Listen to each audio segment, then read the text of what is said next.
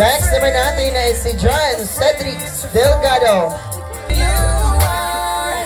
Yan. Anak niya din po ba si Ashley? Parang nag-standard si Coco. Kaya lang nangyayari pag mga dance sport player.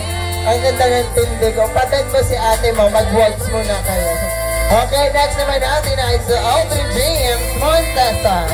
Just so effort na effort eh. Ang gwapo mo din talaga. Yan. Siya ang pinakakupal sa pamilya nila. Totoo po yan. Hindi ako nagsisinungaling. Okay. Next naman natin ay si Alan J. Montesa. Pasimpleng kupal din to. Guwapo! Okay! Thank you so much, Clement. Ang guwapo mo talaga, par. Next naman natin ay si Charles Dexter Panes. Si Bukol for short. Siya po si... ba't iniwanan naman ang debutant? Bukol, bilisan mo. Alis na ang barat ko. Guwapo! Ay, di ba? Anong sabi mo, Tita Dalia? Ang guwapo, tunay naman. Panes eh. Delgado pa. Next naman natin ay si Kenneth Atienza.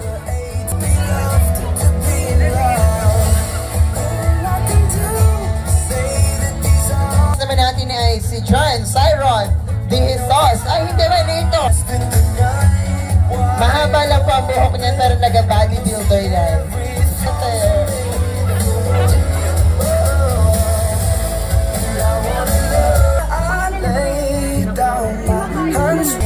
Thank you so much, Dane. Aling ng buwan ay titigan at tawag. Tila'y roses na pula. Yan ang mga poging classmate ni Chin Chin. Mga future businesswomen at businessman.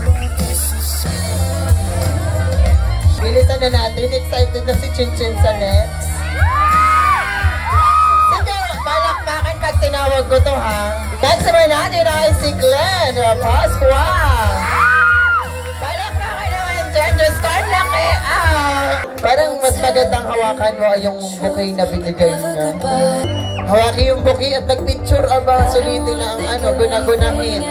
Okay, next naman natin si Tatay Ino Delgado.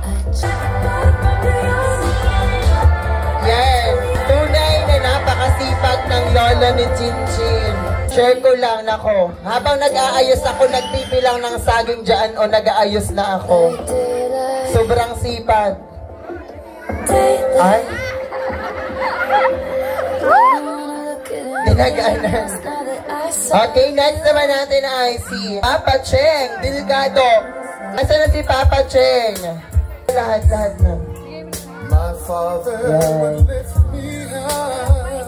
Yan. Ito yung gustong mangyari kanina, yung magsasabitan.